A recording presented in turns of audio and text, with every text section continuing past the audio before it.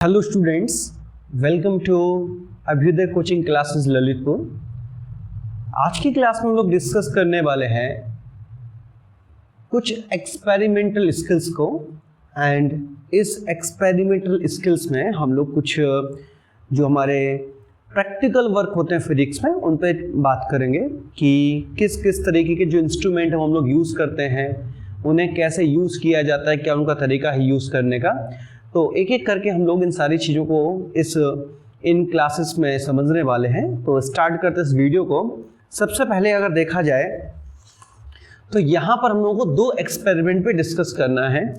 पहला एक्सपेरिमेंट हमारा होने वाला है vernier calipers and its uses to measure the internal and external diameter and depth of a vessel, कि हम एक वर्नियर कैलिपर्स का यूज़ करके किस तरीके से किसी वेसल यानी किसी बर्तन के इंटरनल और एक्सटर्नल डायमीटर को मेजर कर सकते हैं। पहला प्रैक्टिकल हमारा इस पे बेस होगा, और दूसरा प्रैक्टिकल जो हम लोग आज करेंगे उसमें हम लोग समझेंगे कि किस तरीके से हम लोग स्क्रू गेज को यूज़ करते हैं किसी भी थिन शीट, ये जो पतली शीट होती है, जो वायर होता है, उसकी थिकनेस या डायमीटर को फाइंड करने के लिए किस तरह से हम लोग इनका यूज़ करते हैं, इनको हम आज की क्लास में देखने वाले हैं। तो देखते हैं हम लोग सबसे पहले अपना फर्स्ट वाला एक्सपेरिमेंट।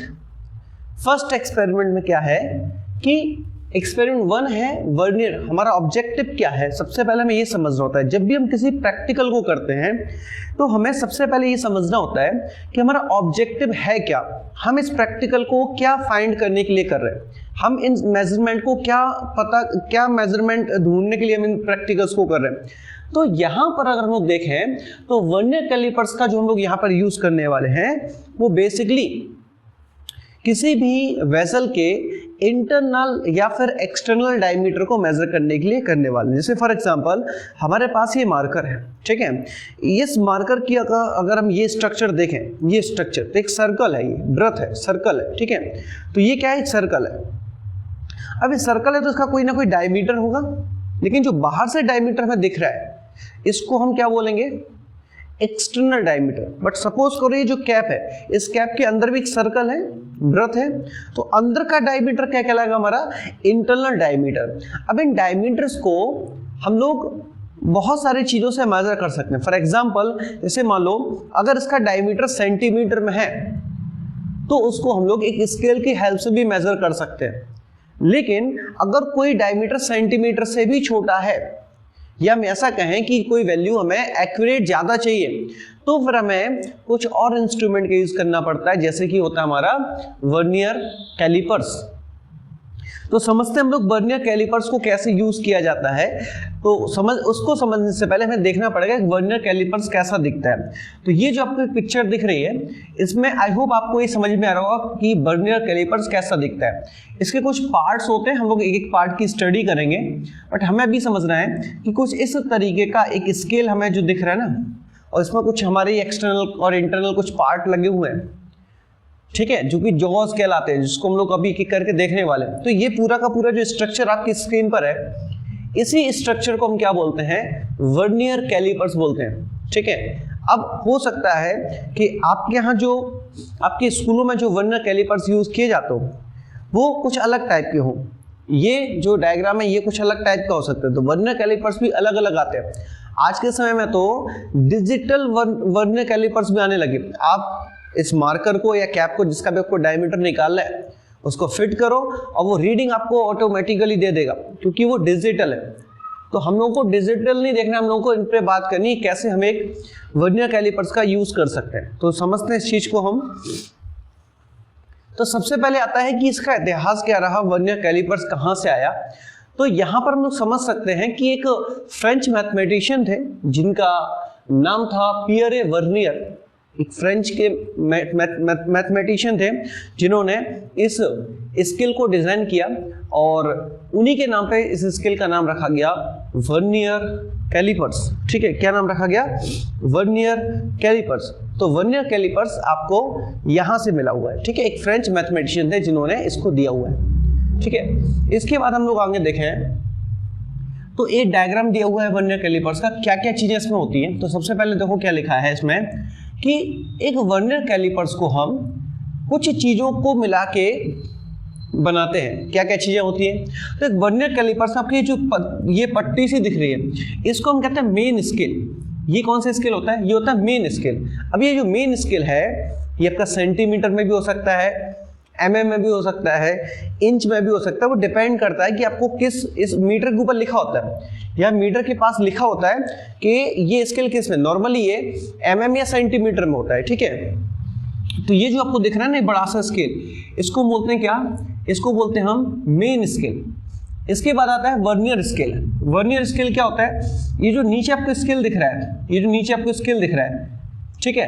कई जगह तो कई आप अगर वो देखोगे वर्नियर कैलिपर तो उसमें आपको ऐसी विंडो दिखाई देगी, उसके नीचे ऐसे लाइन खींची होती है। तो इसी को हम क्या बोलते हैं? वर्नियर स्केल बोलते हैं, ठीक है। मेन स्केल सेट होता है, मेन स्केल आगे पीछे नहीं होता है, लेकिन इस वर्नियर कैलिपर्स को हम स्क्रू की हेल्प से इसको आगे पीछे खिसका सकते हैं, ठीक है। तो ध्यान रखना है कि जो मेन स्केल है वो अपनी जगह सेट होता है, जबकि वर्नियर स्केल को हम आगे पीछे मूव कर सकते हैं। ये जो जॉज हैं ये जब आगे पीछे होता है ना, ये आप आगे पीछे होते हैं, तो ये जो वर्नियर स्केल है ये भी हमारा मूव होता है, यानी मूवेबल होता है वर्नियर स्केल, लेकिन मेन स्केल मूवेबल नहीं होता।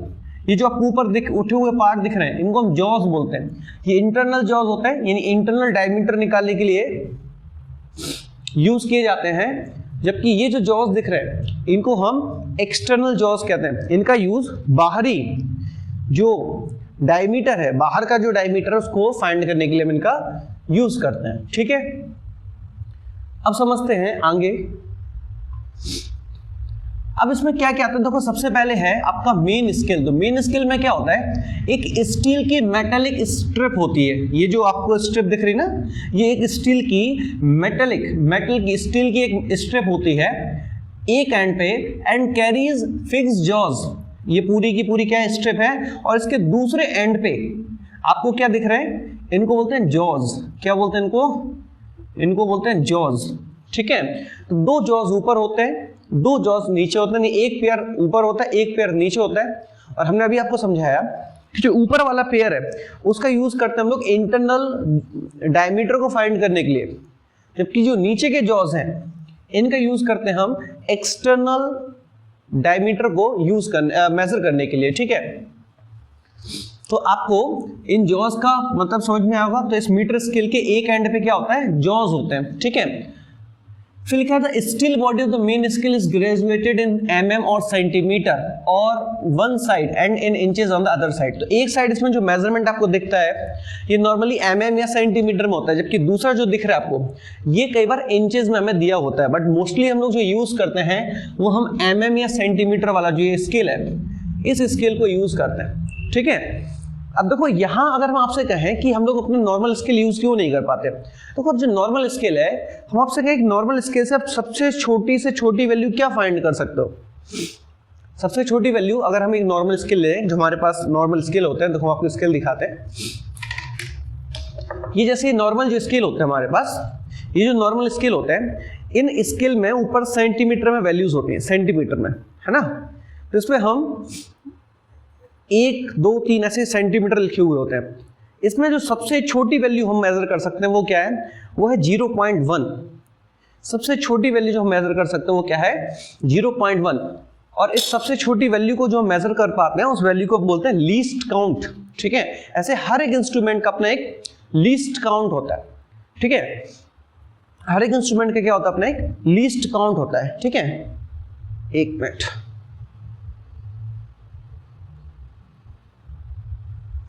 हाँ। तो हर एक इंस्ट्रूमेंट का अपना क्या होता है? एक लीस्ट काउंट होता है, ठीक है।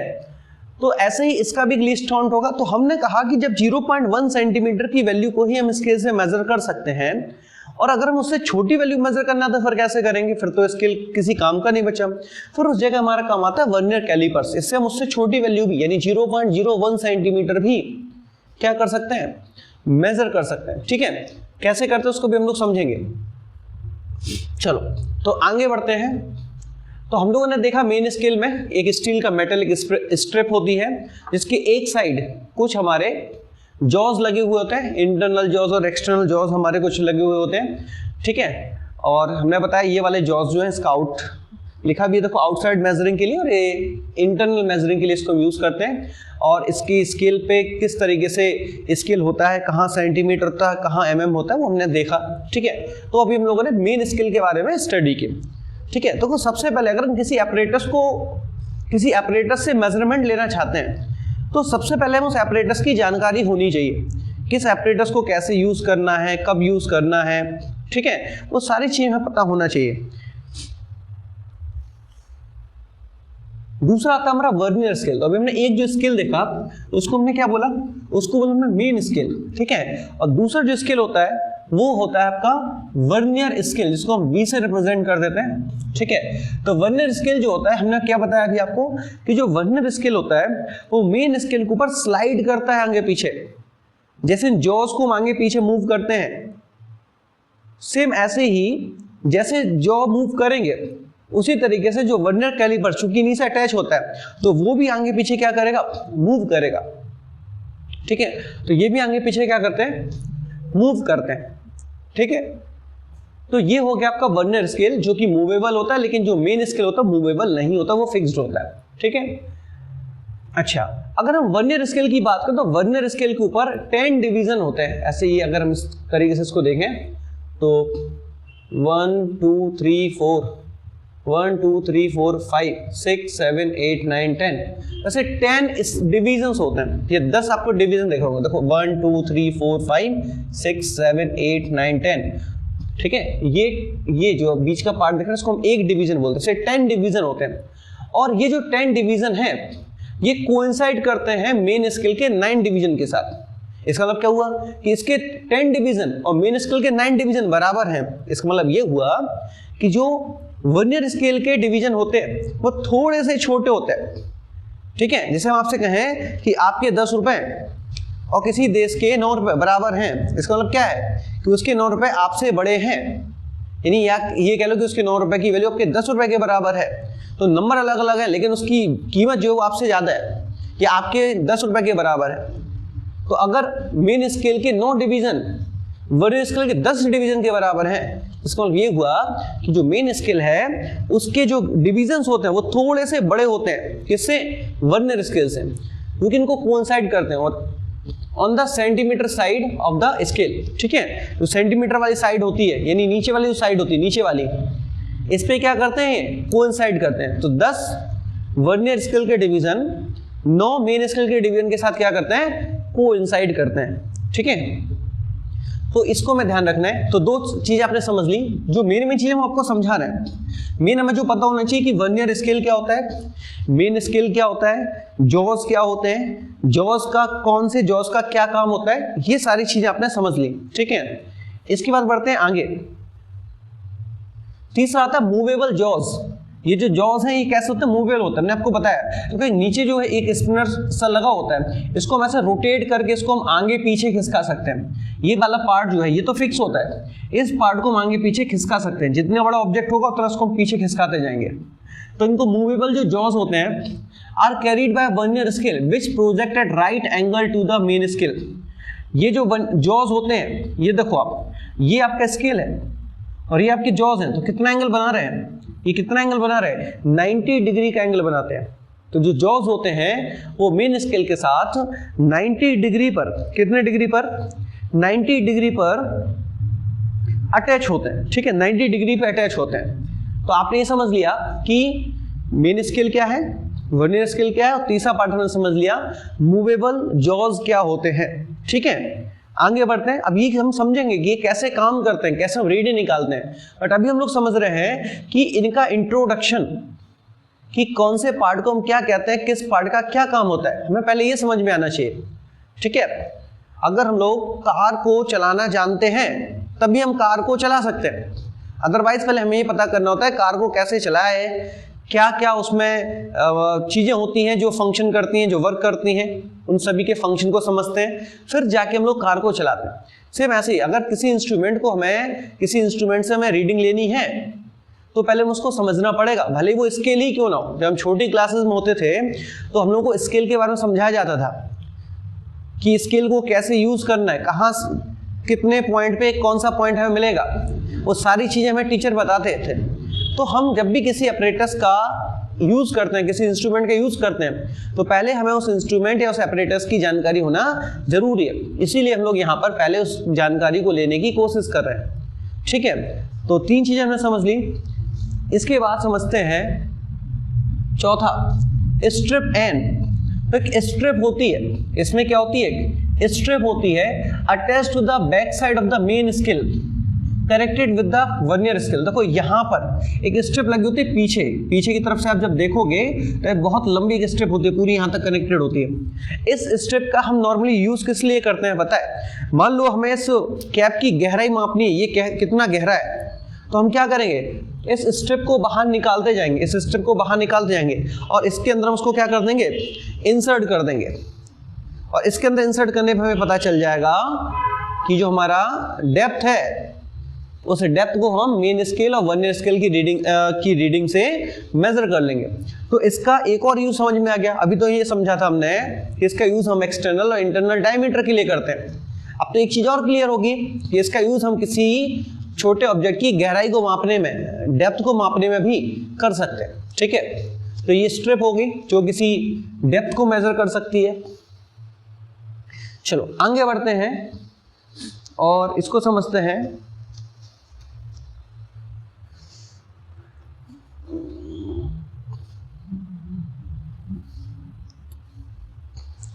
देखो लिखा है था कैलिपर्स, ये जो वर्नियर कैलिपर्स है हैव 2 स्केल्स। समझ लिया हमने, 2 स्केल्स होते हैं, मेन स्केल्स और vernier scale. The main scale is fixed, जो मेन स्केल होता है वो फिक्स्ड होता है, जबकि जो वर्नियर स्केल है वो मूवेबल होता है। कैसा होता है, मूवेबल होता है। ठीक है, क्या होता है, मूवेबल होता है। अब जैसे आप देख सकते हो ये वर्नियर स्केल है, ये पीछे क्या दिख रहा है आपको, पीछे मेन स्केल है, ये क्या है, जॉ है, 90 डिग्री पे लगा हुआ है। अब इस जॉ को हम आगे पीछे कर सकते हैं, तो इनके बीच का जो गैप है वो कम ज्यादा किया जा सकता है, जिसमें ये तो फिक्स होता है, केवल ये वाला जो मूवेबल जो है जिससे अटैच होता है हमारा वर्नियर स्केल, वही क्या होता है, आगे पीछे स्लाइड कर सकता है। यानी मूवेबल कौन है यहाँ पे, ये वाला जॉ या फिर ये वाला वर्नियर स्केल। जो मेन स्केल है और ये वाला जॉ, ये फिक्स होते हैं क्योंकि लिखा है सेंटीमीटर। इसका मतलब ये जो वैल्यूज है इस स्केल पे, मेन स्केल पे, ये वैल्यू किस में, सेंटीमीटर में। अब ये वैल्यू किस में होती, तो इनकी कोई वैल्यू नहीं दी होती, ध्यान रखना, इनकी कोई भी वैल्यू हमें दी हुई नहीं होती है। जिसमें ये वैल्यू, उसी में हम इस वैल्यू को लेके चलते हैं। ठीक है, लेकिन थोड़ा लेने का तरीका अलग है। जैसे हम आपसे कहें इसकी रीडिंग क्या होगी, चलो हम अगर इसी स्केल को देखें, इसकी रीडिंग लेने की कोशिश करें कि हमें किस वैल्यू के बारे में बता रहे हैं। मान लो यहाँ पे कोई चीज फंसी हुई है और हमें ये रीडिंग मिल रही, तो हम सबसे पहले देखेंगे कि मेन स्केल की रीडिंग कितनी है। तो आप कहोगे सर ये हो गया 1 सेंटीमीटर, लेकिन 1 के पहले तो हो गया 0.9 सेंटीमीटर प्लस। अब ये देखना है, हमने आपको बताया था कि जो वर्नियर स्केल के 10 डिवीजन होते हैं वो मेन स्केल के 9 डिवीजन के साथ क्या करते हैं, सॉरी, जो मेन स्केल के 9 डिवीजन होते हैं वो वर्नियर स्केल के 10 डिवीजन के साथ क्या करते हैं, कोइंसाइड करते हैं। ये थोड़ा सा डायग्राम हमें गड़बड़ सा लग रहा है क्योंकि ये बहुत ज्यादा डिवीजन हो गए इसमें तो।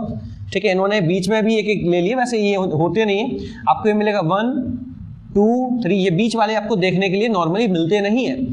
ठीक है, तो अगर हम देखें तो ये देखो 6 वाला, ये कोइंसाइड कर रहा है, ये पीछे है, ये आगे है, ये आगे है, ये आगे है, ये लगभग पास में आने की कोशिश, लेकिन 6 पे एग्जैक्टली ये कोइंसाइड कर रहे हैं। यानी 6 पे जो मेन स्केल रीडिंग है और जो वर्नियर स्केल रीडिंग एकदम एक दूसरे के ऊपर है। तो जो वर्नियर स्केल की रीडिंग है वो कितनी होगी, 6 डिवीजन, और इसमें इसके लीस्ट काउंट से यानी 0.01 से मल्टीप्लाई करते हैं, तो ये हो गया 0.9 प्लस 0.06, तो कितना हो गया, ये हो गया 0.96 सेंटीमीटर।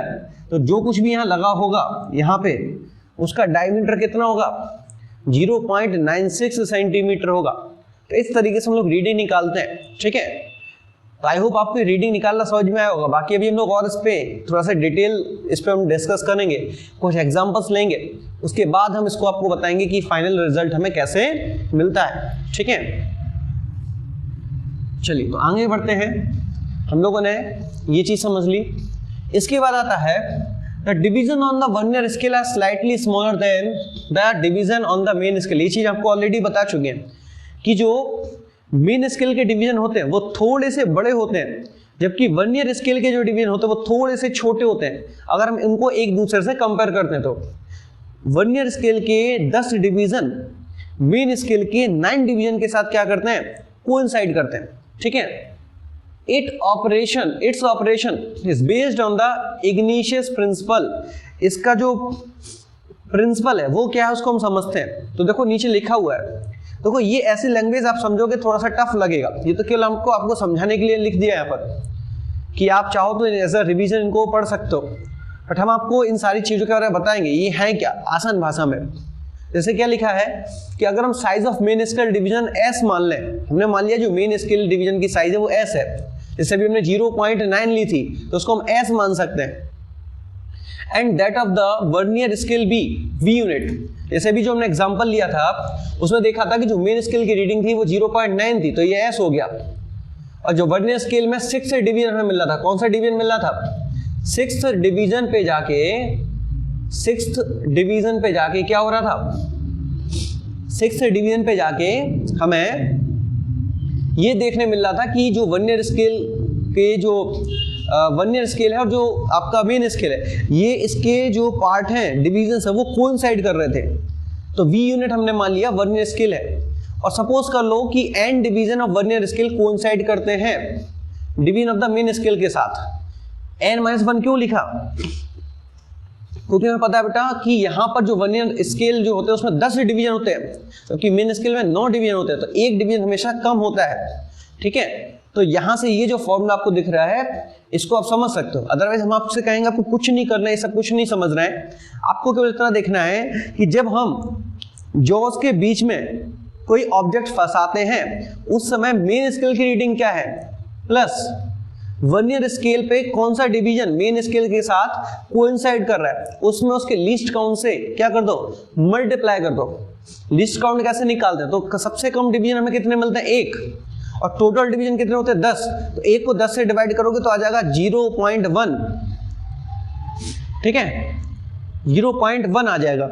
ठीक है, तो हम लोग यहां पर ये देखते हैं कि जो हमारा 0.01 हम लोग यहाँ पर क्या लेंगे, लीस्ट काउंट लेंगे। ठीक है, तो हम इसमें क्या करेंगे, इसके लीस्ट काउंट से मल्टीप्लाई कर देंगे, इसके लीस्ट काउंट से क्या कर देंगे हम, मल्टीप्लाई कर देंगे। ठीक है, तो अगर छठवां डिवीजन हमारा क्या कर रहा है, कोइंसाइड कर रहा है, तो छठवें डिवीजन में हम लीस्ट काउंट 0.01 से क्या कर देंगे, मल्टीप्लाई कर देंगे।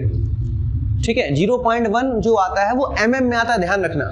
जो भी हमने आपको बताया कि एक डिवीजन उसको हम 10 से डिवाइड करेंगे टोटल, तो 1/10 0.1, लेकिन वो जो 0.1 आएगा वो mm में होगा। लेकिन अगर हमें सेंटीमीटर में चाहिए, क्योंकि मेन स्केल हमारा सेंटीमीटर में होता है, तो आंसर क्या आएगा 0.01 सेंटीमीटर। तो उससे मल्टीप्लाई करके दोनों को जोड़ देंगे तो हमें फाइनल रीडिंग मिल जाएगी। लेकिन अगर इसमें 0 एरर नहीं है, तो अगर 0 एरर है तो फिर हमारा ये फाइनल आंसर नहीं होगा। तो 0 एरर कैसे पता करें, कैसे उसको सॉल्व करें, उस पर भी हम लोग डिस्कस करेंगे। बट अगर हमारा अपरेटस एकदम सही है तो हमें मेन स्केल रीडिंग लेनी है, वर्नियर स्केल में देखना है कौन सा डिवीजन कोइंसाइड कर रहा है, उसमें 0.01 से मल्टीप्लाई करना है और दोनों को जोड़ देना है। तो हमें उस ऑब्जेक्ट का इंटरनल या एक्सटर्नल जो भी हम निकाल रहे हैं वो डायमीटर या फिर डेप्थ हमें मिल जाएगी। ठीक है, तो आई होप आपको ये सारी चीजें समझ में आई होगी। बाकी अभी हम एक एग्जांपल लेते हैं, वहां पे आपको और समझाने की कोशिश करते हैं। तो ये रहा, देखो जो हम आपको बता रहे थे कि मिनिमम 1 होता है, टोटल 10 डिवीजन होता है, तो 0.1 mm क्या होता है, लीस्ट काउंट होता है। ठीक है, इसको हम लीस्ट काउंट कहते हैं। और लीस्ट काउंट बेसिकली होता क्या है, इसको याद रख लो, 0.1 mm है। और क्या होता है, वो लीस्ट मतलब होता है सबसे छोटा, काउंट मतलब होता है वैल्यू, वो सबसे छोटी वैल्यू जो हम मेजर कर सकते हैं किसी भी अपरेटस से, वो उसका लीस्ट काउंट कहलाता है। और अलग अलग अपरेटस के लिए उनके लीस्ट काउंट भी अलग अलग हो सकते हैं, इसका हमें ध्यान रखना है। ठीक है, चलो तो आगे बढ़ते हैं।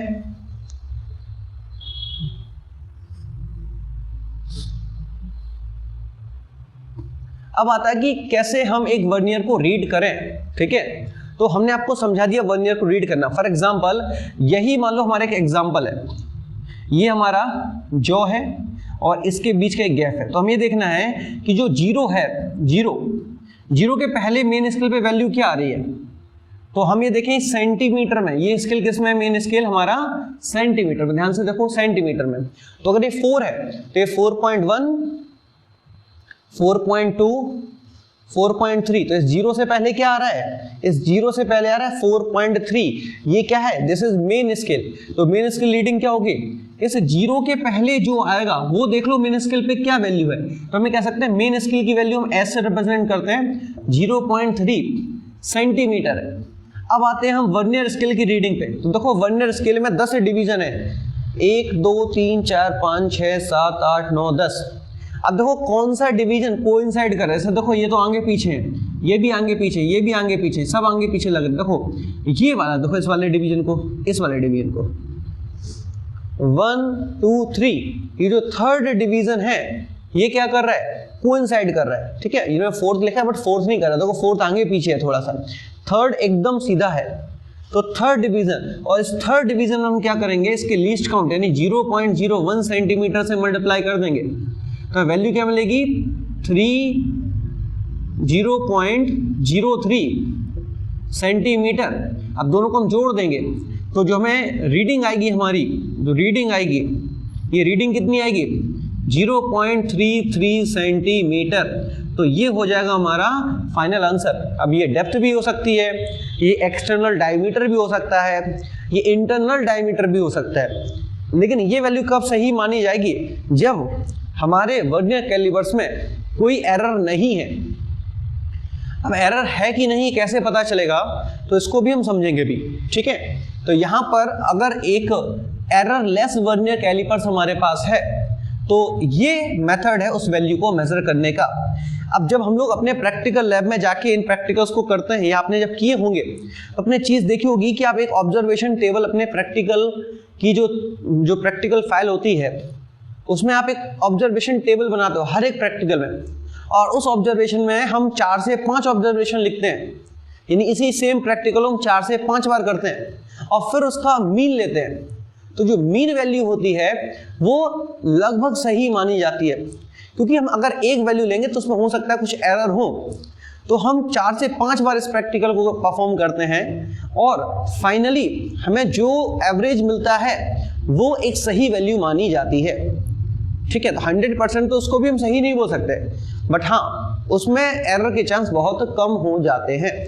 ठीक है, तो आई होप आपको समझ में आएगा कि हम एक स्केल से, वर्नियर स्केल से कैसे रीडिंग लेते हैं। ठीक है,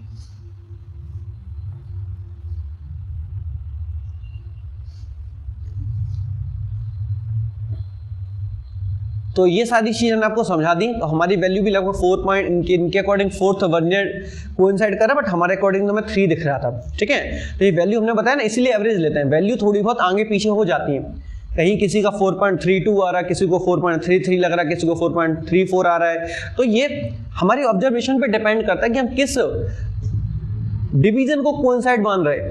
कई बार हमें लगता है कि ये वाला डिवीजन कोइंसाइड कर रहा है तो हम उससे अपनी कैलकुलेशन कर देते हैं। कभी लगता है ये नहीं, ये वाला कोइंसाइड कर रहा है। तो कौन सा डिवीजन कोइंसाइड कर रहा है उस पर डिपेंड करती है वैल्यू। तो इसलिए हम कभी भी एक वैल्यू नहीं निकालते। हो सकता है कि हमें कुछ और दिख रहा हो बट एक्चुअल में कुछ और हो। तो हम ये 4 से 5 वैल्यूज लेते हैं, फिर इनका लेते हैं एवरेज, जिससे जो एरर है वो बहुत कम से कम यानी मिनिमाइज हो जाती है। ठीक है, तो आपको ये सारी चीजें ध्यान रखनी है। चलो, तो टोटल रीडिंग कैसे आएगी, मेन स्केल रीडिंग प्लस कितने डिवीजन कोइंसाइड कर रहे हैं उसमें इंटू कर देंगे हम उसके, VC नहीं है LC होगा, यानी लीस्ट काउंट से। ठीक है, तो क्या करेंगे हम लोग यहाँ पर कि जो मेन स्केल रीडिंग है उसको लिखेंगे, उसमें क्या प्लस कर देंगे, कौन सा डिवीजन कोइंसाइड कर रहा है और उस डिवीजन में 0.01 अगर सेंटीमीटर वैल्यू चाहिए तो मल्टीप्लाई करके उसको मेन स्केल रीडिंग में क्या कर देंगे, ऐड कर देंगे। तो हमें क्या मिल जाएगा, हमें मिल जाएगा हमारा टोटल रीडिंग। तो आई होप आपको एक सही वर्नियर कैलिपर से कैसे रीडिंग निकाली जाए, कैसे मेजरमेंट किया जाए, ये समझ में आ गया होगा।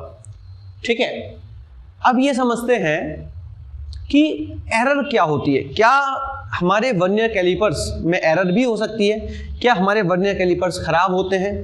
तो हमारा आंसर होगा बिल्कुल सर ऐसा हो सकता है। कैसे होगा इसको समझते हैं। ठीक है, जैसे सबसे पहले आता है जीरो एरर। ये जीरो एरर क्या है, ठीक है, जीरो एरर क्या है? देखो जब हम लोग पहले इसको समझते हैं, इसमें क्या लिखा है कि wear and tear of jaws due to prolonged use और समवन मैन्युफैक्चरिंग डिफेक्ट। देखो जहां पर वर्नियर कैलिपर्स बनाए जाते हैं, हो सकता है उसके स्केल पे कुछ गलत रीडिंग लिख दी गई हो, सॉरी, तो हो सकता है कि उसके स्केल पे कोई गलत रीडिंग प्रिंट हो गई हो, या हो सकता है कि यहां पर हमने उसको बहुत ज्यादा यूज कर लिया हो तो उसके जो जॉज हैं वो थोड़े बहुत घिस गए हों। इन सभी से होता क्या है कि जो हमारी वैल्यू है वो गलत आती है, यानी जो हम वैल्यू चाहते हैं वो वैल्यू हमें मिलती नहीं, वो वैल्यू गलत आती है। तो वो वैल्यू गलत ना आए इसके लिए हम क्या करते हैं, सबसे पहले जब हम उस वर्नियर कैलिपर्स को यूज करते हैं तो हम ये देख लेते हैं कि वो वर्नियर कैलिपर्स सही है या नहीं, यानी उसमें जीरो एरर है या नहीं है। तो कैसे पता करें, उसका एक बिल्कुल छोटा सा तरीका है जिससे हम ये पता कर सकते हैं कि हमारा वर्नियर कैलिपर सही है या उसमें कुछ एरर है। तो कैसे पता करते हैं, देखो उसको समझते हैं। देखो ऐसे, ये हमारा है वर्नियर स्केल, जो नीचे आपको दिख रहा है ये क्या है, वर्नियर स्केल, और ऊपर क्या दिख रहा है आपको, ये मेन स्केल। नीचे वाला क्या, वर्नियर स्केल, ऊपर वाला है मेन स्केल। हमें क्या करना है, मान लो हमारे वर्नियर कैलिपर्स है, तो नीचे जो वर्नियर स्केल है उसमें जो जॉ लगी है नीचे, उन जॉ को एकदम एक दूसरे से चिपका देना है, उनको ऐसे खिसकाते हुए, तो नीचे हमारे ऐसे जॉज होंगे, दो ऐसे जॉ होंगे, उनको ऐसे चिपका देना है। जब वो चिपक जाएंगे तो होगा क्या कि जो वर्नियर स्केल का जीरो है और जो मेन स्केल का जीरो है वो एक दूसरे के ऊपर आने चाहिए, ठीक है, यानी दोनों के जीरो आपस में सॉरी, दोनों के जीरो आपस में क्या करने चाहिए, कोइंसाइड करने चाहिए। अगर दोनों के जीरो आपस में कोइंसाइड नहीं करते हैं तो इसका मतलब है कि इस वर्नियर स्केल में एरर है, इस वर्नियर कैलिपर्स में एरर है, स्केल में नहीं, वर्नियर कैलिपर्स में एरर है। तो इस एरर के भी दो टाइप होते हैं, या तो पॉजिटिव एरर होगी या फिर ये नेगेटिव एरर होगी।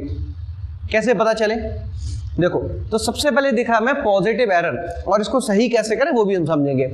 तो अगर हमारा जो जीरो है, जो हमारा वर्नियर कैलिपर्स का जीरो है, ये हमारे मेन स्केल के राइट में शिफ्ट हो जाए, राइट में, तो क्या होगा, तो हम ये कह सकते हैं कि यहां पर एरर है, और कौन सी एरर है, जीरो एरर है। कैसे, जैसे समझना, मान लो एक 100 मीटर की रेस लगवानी है, बिल्कुल सीधी रेस लगनी है 100 मीटर की, ठीक है, 100 मीटर की रेस लगानी है और उसमें कुछ पार्टिसिपेंट्स हैं जो इस 100 मीटर की रेस लगाएंगे। अब हमें इनको लाइन से बैठाना है, क्योंकि हम किसी को थोड़ा सा आगे बैठा देंगे तो उसके लिए इतनी डिस्टेंस क्या हो जाएगी, कम हो जाएगी ना, यानी वो तो यहाँ से भाग के, वो तो 100 मीटर नहीं, उसके लिए तो हो सकता है ये 98 मीटर ही हो। तो सभी को एक लाइन में बिठाया जाता है, लेकिन क्या होगा अगर एक खिलाड़ी को आगे बिठा दिया जाए ऐसे, तो उसके लिए तो एडवांटेज हो गया ना कि अब उसको 100 मीटर तो दौड़ने नहीं, मान लो उसको 5 मीटर आगे कर दिया गया, यानी वो 5 मीटर पहले से आगे हो गया। तो ये क्या होगी, ये तो एरर होगी, ये तो गलती होगी। तो इस एरर को सुधारने के लिए हमें क्या करना पड़ेगा भाई, एक काम कर सकते हैं कि सभी के लिए 100 ये है, इसके लिए 100 यहां बना दो, इसके लिए 100 क्या कर दो, यहां बना दो, या फिर क्या करो, ये अगर 5 मीटर आगे है तो इसको 5 मीटर पीछे कर दो। बात समझ रहे हो, अगर ये 5 मीटर आगे है, हमने कहा ये एक डिवीजन आगे है, तो क्या करो, जो भी हमारा आंसर आ रहा उसमें एक डिवीजन की वैल्यू कम कर दो।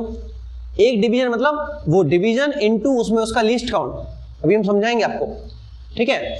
तो यहां पर हमने ये देखा सबसे पहले कि एरर क्या होता है, कैसे पता चले, तो हमें दोनों जॉ को आपस में मिलाना है। अगर जॉ को मिला दिया और मेन स्केल का जीरो वर्नियर स्केल के जीरो के साथ कोइंसाइड हो जाए, मैच हो जाए, तो हम कहेंगे कोई एरर नहीं है। लेकिन अगर मेन स्केल का जीरो वर्नियर कैलिपर्स के जीरो, या ऐसे कहो कि वर्नियर कैलिपर्स का जीरो मेन स्केल के जीरो से अगर आगे या पीछे रहता है तो वहां पर एरर होगी। अगर वो आगे निकल जाए यानी राइट में निकल जाए तो वो पॉजिटिव एरर है, अगर वो लेफ्ट में निकल जाए यानी पीछे रह जाए तो वो नेगेटिव एरर है। जैसे कि अगर इसी खिलाड़ी को हम यहाँ की जगह यहाँ से भगाएं तो इसके लिए तो नेगेटिव हो गया है ना कि सबको 100 मीटर दौड़ना, उसको तो ज्यादा दौड़ना पड़ रहा और उसको 105 मीटर दौड़ना पड़ रहा। तो हमें क्या करना पड़ेगा, अगर इसके साथ नेगेटिव हुआ तो इसको 5 मीटर आगे कर दो, पॉजिटिव हो जाएगा। आपने देखा होगा कि जब ऐसी सर्कुलर रेस होती है ना, इस तरीके की रेस होती है, तो इसमें क्या होता है, एक खिलाड़ी को यहाँ बिठाया गया तो दूसरे को यहाँ बिठाया जाएगा, तीसरे को यहाँ बिठाया जाएगा। ऐसा क्यों? क्योंकि इसका सरकमफेरेंस कम है, इसका सरकमफेरेंस ज़्यादा हो जाएगा। तो ये ज़्यादा, जितना ज़्यादा होगा, मान लो इसका सरकमफेरेंस 100 मीटर है और इसका सरकमफेरेंस 120 मीटर है, तो इसको पहले से 20 मीटर कहाँ बिठा दिया जाएगा? आगे बिठा दिया जाएगा कि ये भी 100 मीटर दौड़े। मान लो इस वाले का सरकमफेरेंस 140 मीटर है, तो इसको 40 मीटर पहले ही आगे बिठा दिया जाएगा, जिससे ये भी 100 मीटर ही दौड़े। तो वही चीज़ हम लोग समझते हैं कि अगर एरर है, पॉजिटिव एरर है, तो उसको नेगेटिव कर दो, यानी उसको माइनस कर दो, और वो नेगेटिव एरर है तो उसको फाइनल वैल्यू में उतनी एरर को प्लस कर दो। इससे क्या होगा? इससे हमें अपनी एक सही वैल्यू मिल जाएगी। ठीक है, इसको भी एक और एग्जांपल समझते हैं। मान लो हमारे पास एक स्केल है, स्केल वैसे 0 से स्टार्ट होता है, 0 1 2 3, ठीक है। मान लो स्केल टूट गया हमारा, वो स्केल है 1 से, तो आपने किसी लेंथ, मान लो इस लेंथ का मेजरमेंट किया, तो इस स्केल के अकॉर्डिंग इसका मेजरमेंट है 3 सेंटीमीटर, बट 3 तो गलत है ना, 3 तो हो ही नहीं सकता। 3 कब होता है? जब ये 0 से 3 तक होता, बट ये तो इतना 3 नहीं है। तो हम क्या करेंगे, जितना पार्ट इसमें हटा हुआ है, पार्ट 1 सेंटीमीटर हटा हुआ है, और 1 सेंटीमीटर इसमें कौन सी एरर है? पॉजिटिव एरर है, तो इसमें से 1 सेंटीमीटर हम क्या करेंगे? माइनस कर देंगे। तो क्या आएगा? सही आंसर होगा 2 सेंटीमीटर। तो अगर हमारे पास कोई अपरेटस खराब भी है, तब भी हम उससे सही वैल्यू फाइंड कर सकते हैं। तो आई होप आपको जीरो एरर समझ में आया होगा, और इनमें पॉजिटिव और नेगेटिव एरर क्या होते हैं इसको भी हम लोगों ने अच्छे से समझा। ठीक है, अब पॉजिटिव तो समझ में आ गया, एक बार नेगेटिव देख लेते हैं, फिर समझते हैं इसको कैसे सही किया जाए। देखो, ये है सही करने का तरीका। क्या कि अगर हमने कोई वैल्यू मेजर की जो कि जेड आ गई, हमने एस लिया, मेन स्केल रीडिंग ली, वर्नियर स्केल रीडिंग ली, दोनों को ऐड किया, तो जो वैल्यू है वो उसको हमने जेड मान लिया। लेकिन अच्छा ये एक मिनट, लेकिन उन्होंने जेड को क्या माना है? जीरो एरर माना है। Gap between main scale and vernier scale 0। जैसे हम इसको देखें तो कौन सा डिवीजन आपको कोइंसाइड करता हुआ दिख रहा है? देखो, अगर हम यहाँ पे देखें तो ये तो 0 है, 1 2 3 4। जब हमने दोनों जॉस को आपस में मिला दिया तो 0 0 के ऊपर आना चाहिए था, लेकिन 0 0 के ऊपर नहीं आ रहा, मतलब इसमें एरर है। कौन सी एरर है? तो अगर 0 राइट साइड है तो पॉजिटिव, 0 लेफ्ट साइड है तो नेगेटिव। 0 राइट साइड है तो पॉजिटिव, 0 लेफ्ट साइड है तो नेगेटिव। यहाँ पे कौन सी एरर है? पॉजिटिव एरर है। कितनी एरर है कैसे पता चले? तो इसमें देखो कौन सा डिवीजन कोइंसाइड कर रहा है। भाई 0 तो नहीं कर रहा, 0 तो कर रहा होता तो फिर एरर ही नहीं थी। तो हम देखेंगे इसमें 1 2 3 4, ये 4 डिवीजन जो है मेन स्केल का और वर्नियर स्केल का कोइंसाइड कर रहा है। तो 4 डिवीजन की वैल्यू क्या निकालेंगे? 4 में लीस्ट कौन से मल्टीप्लाई कर दो? 4 में 0.01 से मल्टीप्लाई करेंगे तो आंसर क्या आएगा? 0.04। तो अगर हमारा आंसर था 4.34 सेंटीमीटर, और अगर उसमें ये पॉजिटिव एरर है तो इसको माइनस कर देंगे, तो सही आंसर होना चाहिए हमारा 4.30 सेंटीमीटर। और अगर ये नेगेटिव एरर होती तो हम क्या करते? उसको हम प्लस कर देते। ठीक है, तो आई होप आपको समझ में आया होगा कि किस तरीके से पॉजिटिव और नेगेटिव एरर को हम फाइंड करते हैं और कैसे इन एरर से अपनी वैल्यू को दूर करते हैं, कैसे हम एक सही वैल्यू को पाते हैं। ये सारी चीजें हम लोगों ने समझ ली। ठीक है, तो जैसे हम लोग पॉजिटिव एरर के साथ करते हैं वही नेगेटिव में करते हैं। एक बार हम आपको नेगेटिव भी दिखा देते हैं। ठीक है, देखो इस सब को छोड़ते हैं, इन सब से कोई मतलब नहीं। नेगेटिव एरर में क्या होगा? देखो, ये जो हमारा 0 है इसके नीचे 0 आना चाहिए, लेकिन ये 0 पीछे चला गया, लेफ्ट में चला गया। राइट में जा रहा था तो कौन सी एरर थी? पॉजिटिव। लेफ्ट में जा रहा है तो कौन सी एरर है? नेगेटिव। पॉजिटिव एरर को कैसे फाइंड किया था? ये देखा था कौन सा डिवीजन कोइंसाइड कर रहा है। नेगेटिव को कैसे फाइंड करेंगे? सेम तरीका। कौन सा डिवीजन? 1 2 3 4। इसमें भी देखो 4th डिवीजन कोइंसाइड कर रहा है, इनके अकॉर्डिंग 6 कर रहा है, बट हमें तो 4 दिख रहा है। हो सकता है एग्जैक्टली 6 हो सकता है एग्जैक्टली 6 हो, बट यहाँ से तो 4 भी समझ में आ रहा है। तो 4 मान लो 6 से डिवीजन कोइंसाइड कर रहा है, तो 6 से डिवीजन की वैल्यू क्या होगी? 6 × 0.1। 6 डिवीजन की वैल्यू क्या होगी? यानी एरर क्या हो गया हमारे पास? एरर कौन सा एरर? नेगेटिव। क्या हो गया?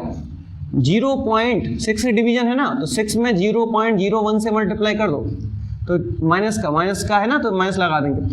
0.06 सेंटीमीटर। अब हम अपनी वैल्यू को कैसे सही करेंगे? इसको भी माइनस कर देंगे। कैसे? मान लो सही वैल्यू थी 4.34 माइनस कर दो 0.06, तो माइनस माइनस क्या हो जाएगा प्लस, तो फाइनली वैल्यू बन जाएगी 4.40। तो इस तरीके से हम कह सकते हैं तो एरर चाहे प्लस हो चाहे माइनस की हो, यानी चाहे एरर पॉजिटिव हो चाहे एरर नेगेटिव हो, हम दोनों में ही उन एरर को माइनस करते हैं। क्योंकि नेगेटिव एरर में नेगेटिव साइन होता है, इसलिए वो नेगेटिव नेगेटिव पॉजिटिव बनता है। तो हम उसको ऐसे कह देते हैं कि नेगेटिव एरर है तो उसको प्लस कर दो और पॉजिटिव एरर है तो उसको माइनस कर दो। बट ओवरऑल हम दोनों एरर को ही माइनस करते हैं, ध्यान रखना है। चाहे पॉजिटिव एरर हो चाहे नेगेटिव एरर हो, दोनों एरर को माइनस करते हैं। लेकिन पॉजिटिव एरर और नेगेटिव बन के नेगेटिव हो जाता है, इसलिए पॉजिटिव एरर को माइनस करते हैं। क्योंकि नेगेटिव एरर का नेगेटिव और हमारे फॉर्मूले का नेगेटिव मिलके बनता है पॉजिटिव, इसलिए हम ये कह सकते हैं कि नेगेटिव एरर को हम प्लस कर देते हैं।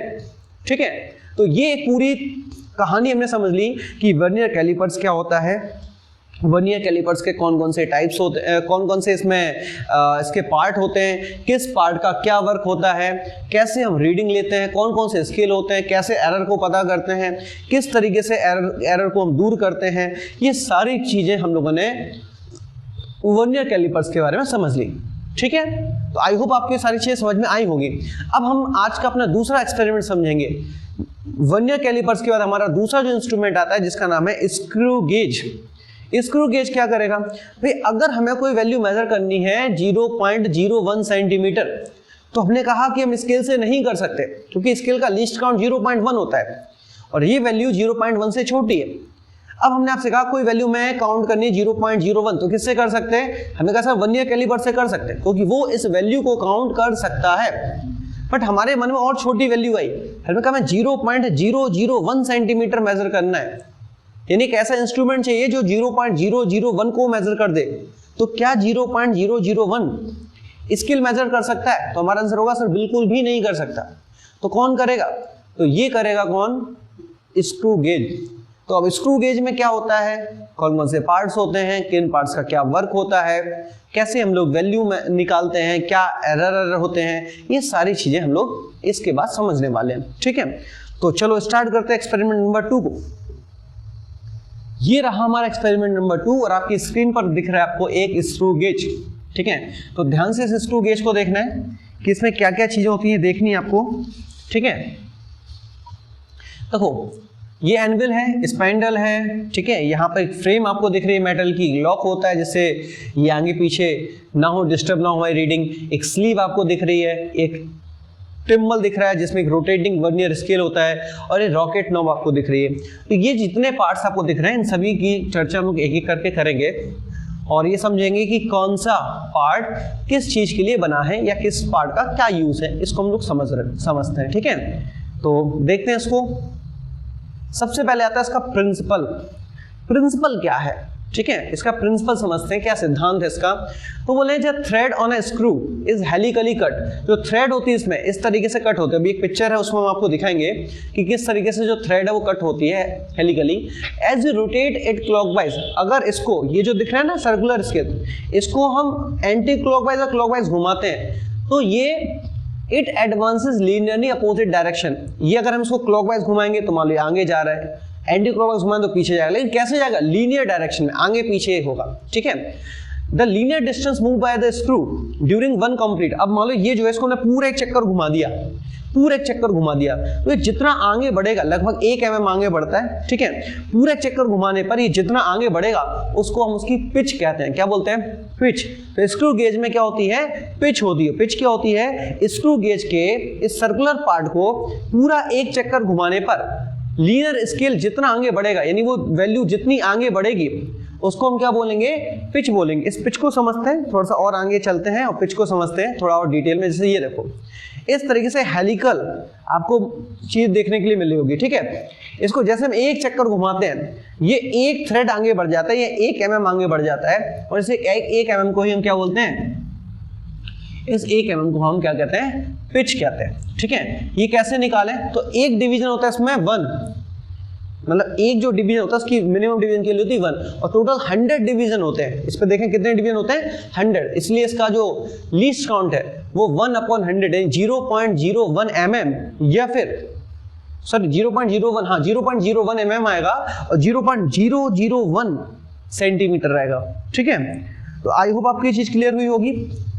अब चलते आगे, least count of the screw gauge क्या होता है, याद करना है, हमें याद रखना है इस चीज को, 0.01 mm या फिर 0.001 सेंटीमीटर, ठीक है।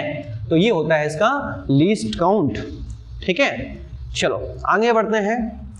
तो लीस्ट काउंट स्क्रू गेज का पिच और total number of division on the circular scale. तो पिच कितनी है, पिच होती है 1, 1 mm आगे बढ़ता है ना, एक पिच मतलब एक चक्कर घुमाने पे वो कितना आगे बढ़ रहा है, तो 1 mm आगे बढ़ेगा, ठीक है। ये देखो ये जो आपको दिख रहा है ना, जैसे उसको एक चक्कर घुमाते हैं तो ये जो है यहाँ से शिफ्ट हो जाएगा, कितने mm आगे, 1 mm आगे। ये जो दिख रहे हैं सब mm में होते हैं, ये सब किस में होते हैं, स्केल mm में होते हैं, ठीक है। तो ये 1 mm आगे बढ़ जाएगा, 1 mm आगे बढ़ जाएगा, या 1 mm अगर हम उल्टा घुमाएंगे तो 1 mm पीछे हो जाएगा।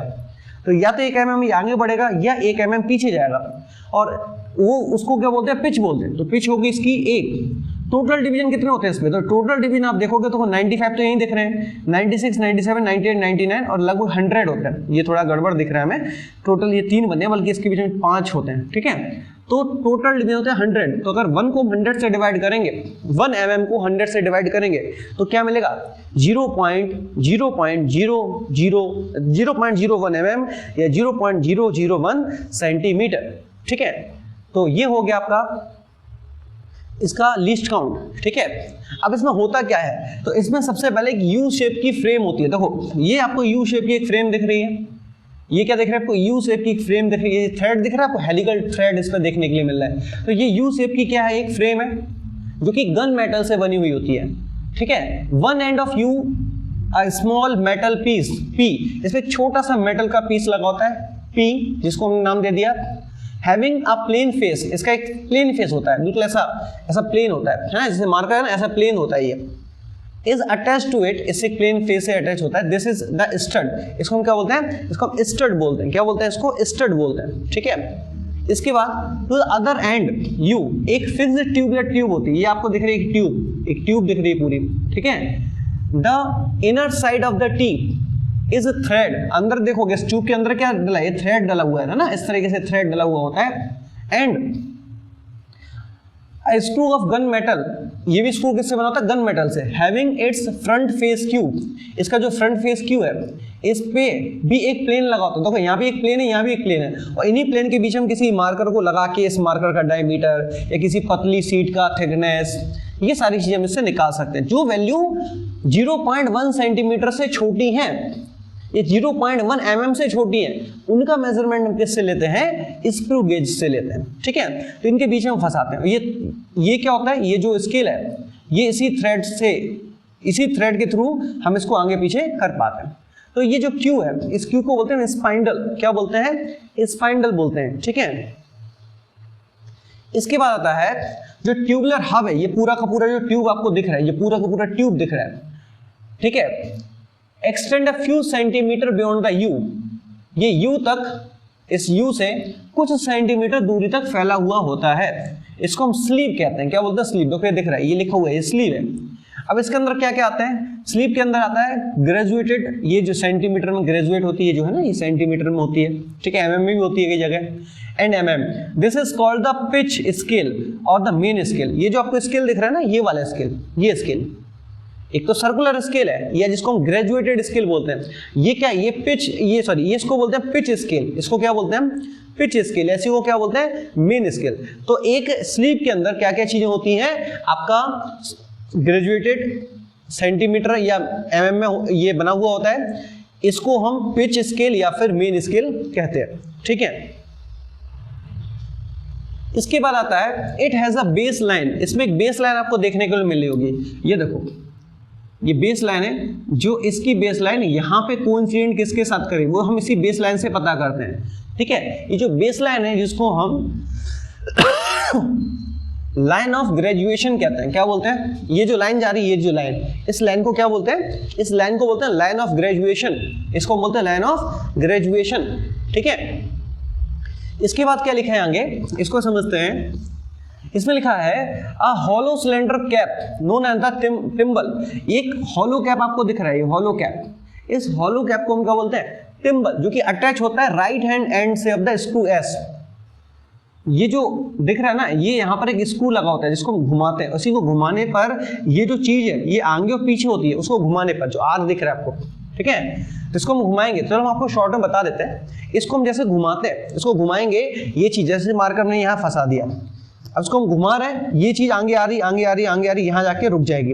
और जब ये मार्कर पूरी तरीके से फंस जाएगा, कस जाएगा इसमें, तो इसको और घुमाएंगे तो ये आगे नहीं बढ़ेगा, है ना, ये आगे नहीं बढ़ेगा, इससे इसकी शेप खराब नहीं होगी। मान लो इसको दबा दें, उसकी शेप खराब हो जाएगी ना। तो जैसे इसके बीच में प्रॉपर फंस जाएगा, इसको तो घुमा सकते हो बट ये आगे नहीं बढ़ेगा, और ये घुमाने पर एक आवाज निकालेगा, एक आवाज निकलते है, स्पार्क सा आवाज निकलता है इसमें। उस आवाज से हमें पता चलता है कि हमारा जो मार्कर है या जिस भी चीज के में थिकनेस है, डायमीटर निकालना है, वो प्रॉपर्ली उस गैप में फिक्स हो चुकी है। अगर आवाज आ रही फिर हमें और टाइट नहीं करनी, तो हम लगे हुए टाइट करने के लिए, हम और टाइट उसको नहीं करना, हमें उतना टाइट करना है जब तक कि इसमें एक छोटी सी चिट की आवाज नहीं आ जाती। जैसी आवाज आएगी हम समझ जाएंगे कि हमारा जो भी जिस भी चीज की हमें थिकनेस है, डायमीटर निकालना है, वो इसमें प्रॉपर्ली इंसर्टेड हो चुका है, ठीक है। तो यहां पर हम लोगों ने मेन स्केल, सर्कुलर स्केल, ठीक है, या जिसको हम पिच स्केल बोलते हैं मेन स्केल को, वो हमने समझ लिए। अब आता है, ये हमने यहाँ बता दिया, वो आर जो है, जो रेड से होता है, उसको हम किस तरीके से उसका यूज करते हैं, ठीक है। अब आता है इसमें जीरो एरर, ठीक है। तो इसमें हम समझते हैं कि जीरो एरर का कैसे पता किया है। तो हमने जीरो एरर तो आपको समझा दिया, ठीक है, कि जीरो एरर पता कैसे करें कि जीरो एरर है कि नहीं। तो वर्नियर कैलिपर्स के केस में क्या होता था, जीरो एरर हम कैसे निकालते थे, मेन स्केल का जीरो, वर्नियर स्केल का जीरो एक दूसरे के ऊपर कोइंसाइड कर रहे हैं तो कोई एरर नहीं है। लेकिन अगर हमारा वर्नियर स्केल का जीरो राइट में चला गया, पॉजिटिव एरर, लेफ्ट में चला गया, नेगेटिव एरर, दोनों में एरर को माइनस करते थे, बट ओवरऑल हम ये कह सकते हैं कि पॉजिटिव एरर माइनस होती है और नेगेटिव एरर प्लस होती है। क्या वही फंडा इसमें, बिल्कुल वही चीज यहां पर हमें देखने के लिए मिलेगी। तो एरर है कि नहीं, तो इसके लिए हम क्या करेंगे, पहले इसके गैप को, जैसे उसमें जॉस को मैच करते थे, जॉ को हम बिल्कुल प्रॉपर मैच कर देते थे, यहाँ पर पी और क्यू को हम प्रॉपर मैच कर देंगे, ठीक है, पी और क्यू को क्या करेंगे, प्रॉपर मैच कर देंगे। अब इसको हम कसेंगे, और कसने पर हमें देखें जब ये पूरी तरीके से कस चुका होगा, यानी यहाँ पे जो लगा हुआ है, जब इसमें आवाज आएगी चिटकी, तो इसका मतलब ये पूरा कस चुका है। और पूरा कसने पर हमें ये देखना है कि ये जो जीरो है मेन स्केल का, या जिसको हम पिच स्केल बोलते हैं, वो जीरो इस सर्कुलर स्केल या ग्रेजुएटेड स्केल के जीरो से मिल रहा है, यानी जो एक्सिस ऑफ, क्या बोलते हैं इसको, अभी हमको बताया था, इसको क्या बोलते हैं हम, एक्सिस ऑफ ग्रेजुएशन, ठीक है। तो यहां पे जो एक्सिस है, ये एक्सिस इस सर्कुलर स्केल के जीरो वाले डिवीजन को क्या कर रही हो, कोइंसाइड कर रही हो, तो हम कह सकते हैं कि यहां पे कोई एरर नहीं है। लेकिन अगर ये जीरो ऊपर निकल जाए या नीचे रह जाए, तो दोनों ही केसेस में हमारे एक एरर देखने के लिए मिलती है। तो कैसे समझे कौन सी एरर होगी, देखो यहां पर इस केस में यहां पर हम कौन सी एरर ले रहे हैं, नेगेटिव जीरो एरर, ठीक है। नेगेटिव एरर कब होगी, तो ध्यान से देखो कि जो हमारी ये जो लाइन है, ये जो लाइन है, ठीक है, ये लाइन, ये पूरा कस चुका है, ठीक है, ये पूरा कस चुका है। तो ये जो जीरो वाली ये लाइन है, जो हमारी एक्सेस है, ये हमारे जीरो से कोइंसाइड होनी चाहिए थी, बट ये तो कहीं 99 से कोइंसाइड हो रही है, 99 पे कोइंसाइड हो रही है। जो लाइन ऑफ ग्रेजुएशन है, ये कहाँ पे होके जानी चाहिए थी, जीरो से होके जानी थी, जीरो को कोइंसाइड करना चाहिए था इसको, बट ये कोइंसाइड किसको कर रही है, 99 को, यानी हमारा जीरो आगे निकल गया। तो जब जीरो ऊपर निकल जाएगा, जब हमारा जीरो जो है वो कहाँ निकल जाएगा, अबव द लाइन, ऊपर निकल जाएगा, तो इसी को हम क्या बोल देंगे, इसी को क्या बोल देंगे, इसी को बोल देंगे नेगेटिव जीरो एरर। क्या बोलेंगे इसको, नेगेटिव जीरो एरर। और कैसे पता चले हमें कि कितनी एरर है, उसको हम समझेंगे, बट अभी हमें क्या समझना है कि नेगेटिव जीरो एरर कैसे पता करें। तो अगर हमारा जीरो ऊपर निकल जाए, ठीक है, तो कौन सी एरर हो गई, जीरो एरर हो गई। और अगर नेगेटिव जीरो एरर हो गई, और अगर हमारा जीरो नीचे रह जाए, ये चीज कहाँ रह जाए, नीचे रह जाए, तो हम क्या कह सकते हैं, कौन सी एरर हो जाएगी, हमारी जो एरर होगी वो कौन सी होगी, वो एरर हो जाएगी हमारी पॉजिटिव जीरो एरर। देखो देखते हैं इसको,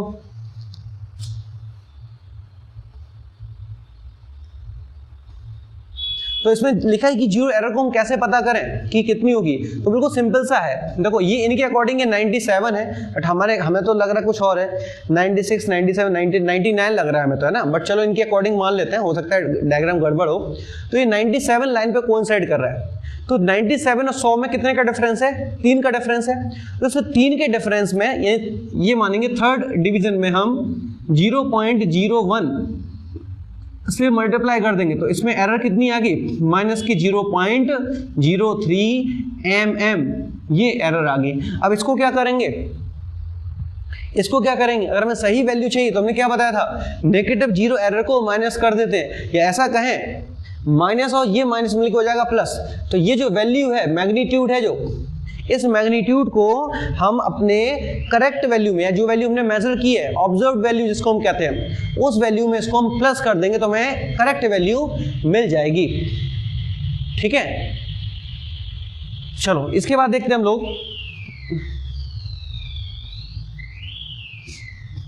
इसके बाद समझते हैं हम लोग कि पॉजिटिव, ये नेगेटिव को हमने समझ लिया, अब आता है पॉजिटिव जीरो एरर। ठीक है, तो पॉजिटिव जीरो एरर क्या है, पॉजिटिव जीरो एरर को समझते हैं। देखो वहां पे जीरो कहां जा रहा था, ऊपर भाग रहा था, यहाँ पे जीरो कहां रह गया, नीचे रह गया। यही कह लो कि ये जीरो ऊपर है, ये जीरो नीचे। तो अगर वर्नियर स्केल, सॉरी तुम्हारा क्या कहते हैं, सर्कुलर स्केल का जीरो अगर नीचे रह जाए तो पॉजिटिव जीरो एरर, अगर सर्कुलर स्केल का जीरो ऊपर चला जाए तो नेगेटिव जीरो एरर। ठीक है, नेगेटिव जीरो एरर हमने देखा कि हम कैसे फाइंड करते हैं, कैसे हम उसको ऐड या सब्ट्रैक्ट करते हैं।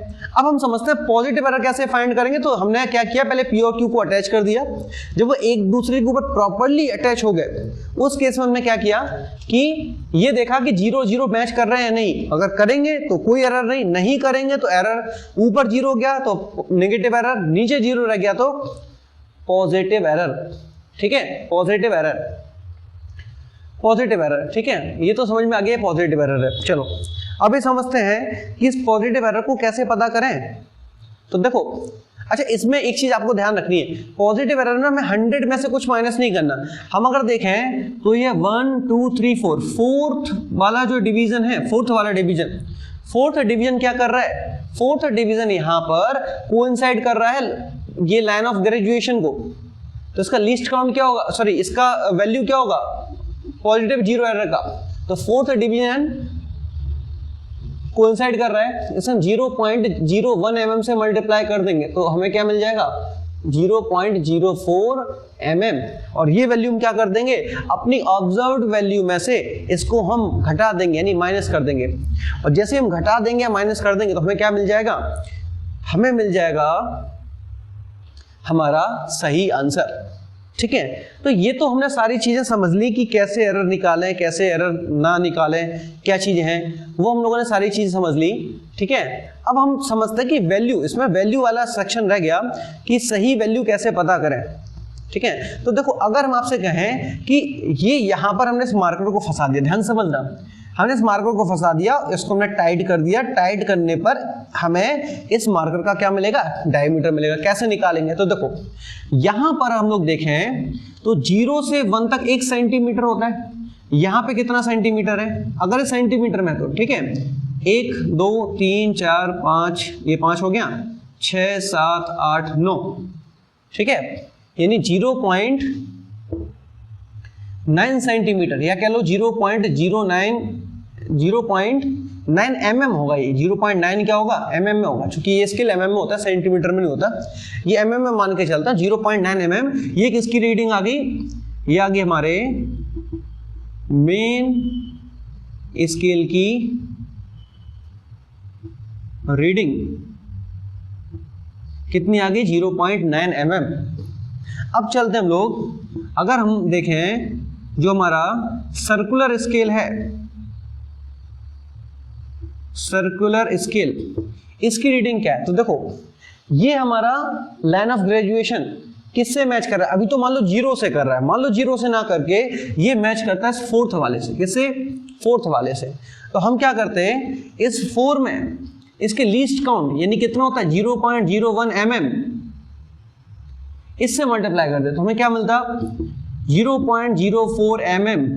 तो सही आंसर हमें क्या मिलता, सही आंसर जो हमें मिलता तो हमारा जो आंसर होता है यानी जो डायमीटर हम लोग निकाल रहे हैं डायमीटर, तो जो डायमीटर है वो क्या मिलता हमें 0.9 में 0.4 ऐड करेंगे तो क्या मिल जाएगा 0.94 mm, या इसी को कह सकते हैं 0.094 सेंटीमीटर। तो आई होप आपको समझ में आया होगा कि हम लोग किस तरीके से रीडिंग निकालते हैं। अब सपोज करो कि इसी रीडिंग में ये जो लिखा है, ये जो रीडिंग है हमारी, जो ऑब्जर्व वैल्यू है, मान लो इसमें एरर है, नेगेटिव एरर है, तो आप क्या करो, मान लो अभी नेगेटिव एरर है माइनस का 0.06 mm, ये एरर है, तो इस एरर को हम इसमें क्या कर देंगे, प्लस कर देंगे, तो हमारा जो करेक्ट वैल्यू होगा, करेक्ट वैल्यू वो क्या होगा 0.94 में 0.06 ऐड कर दो तो जाएगा 0.20 mm। एक मिनट, 6 4 10 कैरी 1 9 1 10, ये आ जाएगा 1.00 mm। ठीक है, ये वैल्यू मिल जाएगी। लेकिन अगर यही हमारी पॉजिटिव एरर होती, सही सेम हमारी क्या होती, पॉजिटिव एरर होती, तो हम क्या करते, इस वैल्यू में से इस वैल्यू को माइनस कर देते, तो क्या मिलता हमें 0.88 mm या 0.088 सेंटीमीटर, ये करते। बट ये सारी प्रोसेस हमें कब करनी है, ये हमें सारी जो प्रोसेस जो हमने की है ये राइट साइड, ये जब करनी है if there is any zero error, अगर कहीं कोई जीरो एरर देखने के लिए मिलती है। लेकिन अगर कोई जीरो एरर नहीं देखने मिलती तो हम ये सारी चीजें नहीं करेंगे, केवल इतना पार्ट करके हम अपनी फाइनल वैल्यू को फाइंड कर सकते हैं।